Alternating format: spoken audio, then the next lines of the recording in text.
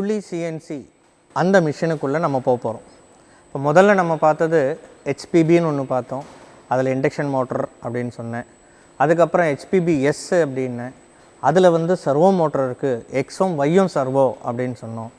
அதுக்கப்புறம் entry level CNC அப்படின்னு சொல்லிட்டு ஒரு EHS அப்படின்னு சொன்னோம்.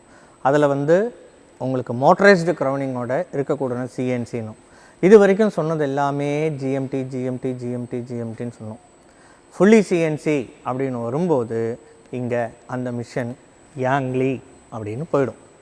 இந்த யாங்லியில் இந்த மிஷினுக்கு என்ன எவ்வளோ ஸ்பெஷாலிட்டி அப்படின்னு நீங்கள் பார்த்தீங்கன்னா, இந்த மிஷினுடைய main motor servo, X axis servo, Y axis servo, proportional valve.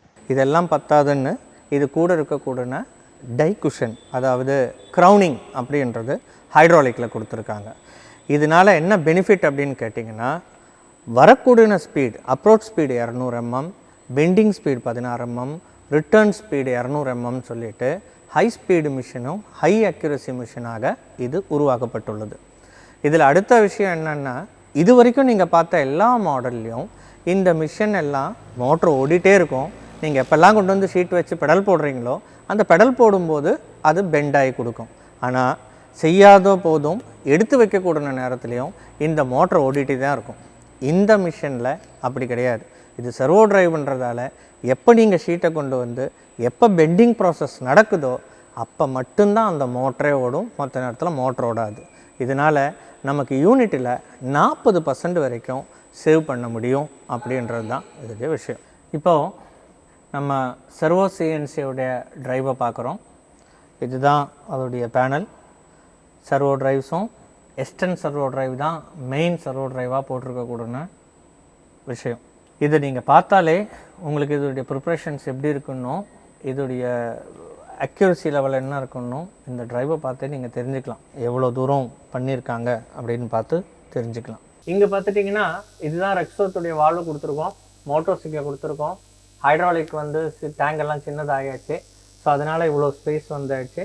காரணம் என்னென்னா, இதில் எல்லாமே ரேடியஸில் இறங்குறதாலையும் எல்லாமே சர்வோ மோட்டர் ஆனதாலையும் தான் இந்த கேப்பு, இவ்வளோ ஸ்பேஸு.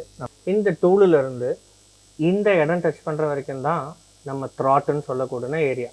பொதுவாக இது எல்லோரும் 300-320 mm கொடுத்தாலும் யாங்லியில் 400 mm கொடுக்குறாங்க.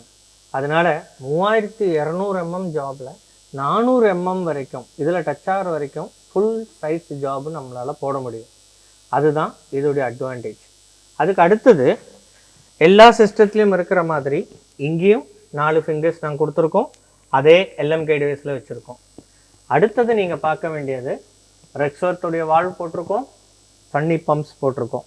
ஸோ இங்கே பார்த்துட்டிங்கன்னா எப்படி என்ட்ரி லெவல் சிஎன்சியில் நம்ம மிஷினை பார்த்தோமோ அதே மாதிரி ஸ்பேஸ் கான்ஸ்டன்ஸ் வந்து இதில் நன்றாக இருக்கும். வணக்கம்.